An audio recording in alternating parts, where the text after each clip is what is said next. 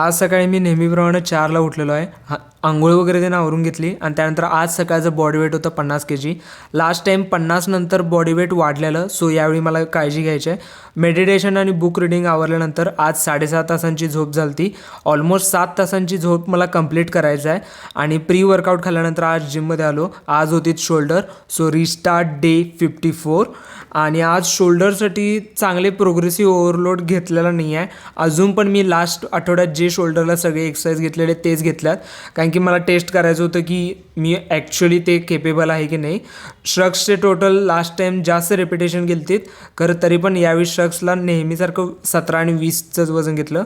शोल्डरसाठी पोझिंग मला जास्त काय सुचले नाही, सो चेस्टचेज वगैरे पोज मारत होतो. आज कॅमेरा अँगल बदलला आहे, खरं ओट्स आणि क्रेटिन तेच आहेत, त्यामध्ये नो डाऊट.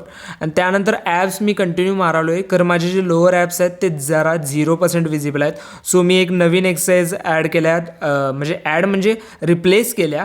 दुपारच्या जेवणामध्ये सॅलेड वगैरे ते नेहमीसारखंच होतं.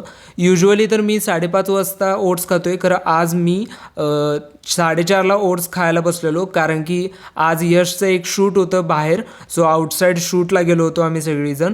त्यानंतर घरी आल्यानंतर रात्रीचं salad same, no doubt about it. आजच्या दिवसाच्या 18,000 steps done. Tomorrow restart again.